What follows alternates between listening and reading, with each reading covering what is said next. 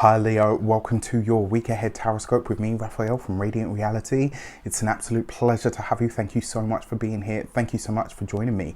If you haven't already, please don't forget to like, share, and if you should so choose and it resonates, hit that subscribe button. If you are already a continued subby, you know I love you for it. So before we start, I just want to say a massive thank you so much to all of you that helped me absolutely smash the Kickstarter. I'm humbled, surprised, grateful. So thank you so much for all of you that did. If you still want to get your seat on the winter solstice session, you can do so on the link in the description box below. So we're going to be talking about the magic of the solstice. We're going to be talking about, obviously I will be pulling cards in numerology. Wouldn't be the same otherwise, right?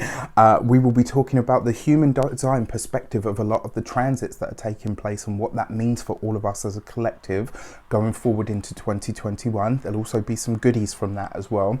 And on top of that, as if that wasn't enough, I will be culminating the session in an FLP session. So if you've heard of past life regression, future life progression is the opposite. So we send you into the future. And if you've ever wanted a session of that with me, you'll know that the solstice seat is literally a fraction of the price. So if you're watching this early enough, it means that you can still get a seat, and you can do that on the link in the description box below. Before we start, as always, I would like to bless my deck of cards with all forms of love, light, peace, prosperity, and abundance. And I pray that the messages that come through are ultimately clear and concise, and they help us all on our paths to our highest vibrational good. I find it really interesting that last week, I think it was Leo that had the sun as the key to the week, and this week we have the moon as the key to the week. So there's kind of like this energy of culminating something, of closing of a cycle, right? As we head towards this massive great conjunction, this is a big deal because it's happening especially if you're an ascendant Leo. This is happening in your 7th house.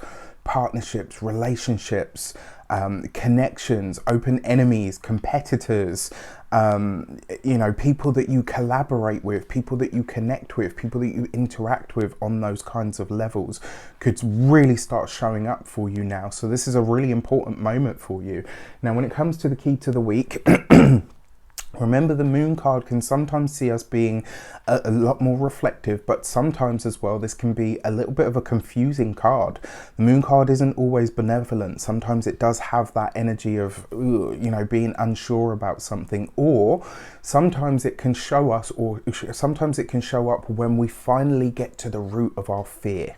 And when we get to the root of something that we're afraid of, that's a very, very powerful moment, because once you can see something in the full bloom of the moonlight or the sunlight or whatever light, once you shine light on a darkness somewhere, you get life, right? You get the energy is released. And I don't buy into this idea of like, the darkness means bad, because when you think about how babies are born, they spend 9 months in a womb and then they're born out into the light. So a lot of good things can come from, the reflective or the pure potential energy is what I will call it. So for our actions and options this week, yeah, of course, we've got the moon card, right? So we've got a double hit of this energy. Pay attention. This week you're going to be reflective. This week you are going to start really digging around inside your internal treasure chest. So there could be memories that resurface this week. There could be literally a person, a friend, a partner, somebody that you no longer speak to, maybe somebody that you fell out with. Somebody could get in touch with you this week that, maybe kind of makes you go, whoa, I haven't heard from you for the longest time. Or because this is in your actions and options, this could be you reaching out to somebody that you haven't spoken to in a long time.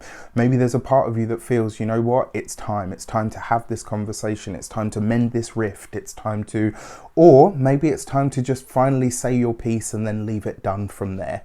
But either which way, this is going to be a very interesting holiday season for all of us. And I just want to say, from my heart to yours, whether you do or don't celebrate, whatever you do or don't celebrate, my heart is absolutely with you at this time, and I truly hope you have a special moment for it. For your communications and conversations, you have the 10 of Wands, right? So Saturn and Jupiter are now coming out of that 6th house, right? I think a lot of things are about to, especially if you're an ascendant Leo, but Saturn and Jupiter coming out of the sign of Capricorn is going to be so much of an easier energy. And where maybe over that time you've had, you know, I think just this week you're going to find it easier to communicate. You're going to find it easier to say what you think. You're going to find it easier to express how you feel without it being misconstrued, or without it, you know, and I know there's certainly been for me over just this year alone, in the last bloody 2 months, there's been moments where I've said things and people have got really sort of like up in their heckles about it. And it's like, okay, I think you're taking this in the wrong way. I didn't actually mean it that way. You know, and it happens. And I actually feel like this is going to be that moment where we can breathe and say, right, okay, you know what? Now I can communicate. Now I can speak in a way, excuse me, that no longer sort of has me feeling like I'm stepping on any toes. So for those of you that are employed, this 10 of Wands coupled with the moon, yeah, really interesting, because it suggests that maybe when it comes to work, if you felt like you haven't made the advancement that you wanted, maybe you felt like you had too much responsibility, or maybe you felt like you had too much on your plate in order to really shine, that goes away now. And it starts this week for those of you that are for those of you that work for yourselves, or, you know, like you're an entrepreneur or a solopreneur. This is really nice. What it suggests is, again, right, so where you've put things out that maybe haven't done very well, where maybe you've shared things with people that haven't quite hit the mark, or, you know, maybe you didn't get the numbers that you wanted, maybe you didn't get the visibility that you wanted from it. All this starts to lift this week. You're going to feel it. It'll be like almost like, you know, it's like somebody's taking rocks out of your personal backpack. And then for those of you that are retired, somebody recently reminded me in the comments, you know, there are a lot of us that are retired or don't work, so what about us? This is going to see you feeling like you have the energy to get back out into the world in order to do something that you feel matters. Whether this is working with a charity, whether it's working with people that are challenged. For a lot of you, I kind of feel like maybe some of you will be going on to volunteer for ex-service people, you know, people that have been, you know, to the wars and stuff, that maybe have PTSD. This might even be as well, you know, maybe some of you are getting involved with youth that have had troubling times. I really like this energy, because it means that those of you that have time, those of you that are retired, or maybe you have the time, the money, the means to do something with it, and you're like, okay, but it has to be something that matters. This could be you deciding this week, okay, you know what, there's a lot of young people or ex-service people out there that could really use my help. I want to be about it and show up for them. Beautiful energy, really. When it comes to our money and materials, we have the Knight of Swords. So Leo, I know, we naturally have a very generous spirit and we want to give, but this is not a week to be reckless with your finances. This is, excuse me. And when I say this is not a week to be reckless with your finances, this is not a week to just throw money at a challenge, a problem, an issue that comes up.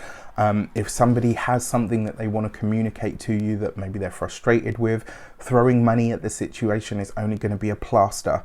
You need to get to something that's going to get to the heart or the root of the matter. That's one thing. On a personal level, when it comes to your finances, no big purchases this week. I know you're going to be really tempted, but the energy just isn't there for it. Not with the Knight of Swords. It kind of suggests that maybe you could do this and then you could end up having to take it back, or suffering buyer's remorse, etc. When it comes to your physical health and vitality, this would be a week where you want to look after your arms and your hands and your fingers. Just be careful with those. And then when it comes to your home and environment, I don't know why, and I don't want to say it, but I have to, because I'm kind of seeing it. I really feel like a lot of you, especially with this double dose of this moon card, you're going to run into somebody that you know in your locality. It could be something really weird, like where you walk out of the door and you go, you know, a few feet or whatever up and you bump into somebody that you've not seen in years. This could be a very surprising energy. It could be a very weird moment, but it could also be a very liberating moment. So, you know, take it all with a pinch of salt. For your love and relations, you have the Nine of Wands. For those of you that are single, This could be you really admitting to yourself where it is that you have held yourself back from love and the reason why. This week you could get to the real understanding of, you know what, maybe I'm not fully over that previous relationship. Maybe I haven't fully let go of how I felt in that situation, and you know, through that realization you open up to that relationship to come in, right? But this week I feel like it's more about getting honest with yourself about something, and it may have something to do with this person, friend, whatever that comes to kind of jog the memory. And then for those of you that are partnered or in relationships or married, communication could be a lot easier this week. And I think if you're honest and you just speak really honestly about how you felt recently, or maybe over the last 2.5 years, Saturn transit, maybe you can, you know, maybe your partner will be more acquiescing to that, you know, when they hear it and they're like, wow, okay, you know what, I didn't know that you felt like that, and thank you for sharing, because now we can approach it or attack it together. And the beauty of that is you've already done the majority of the work, and Saturn's already moved into Aquarius, right? So now it's just a case of really meshing and mending and melding that relationship back together. With that said, I wish you all the best for your holiday season and an amazing week ahead. Let me know in the comments if it's not too personal. Take care, and I'll see you soon.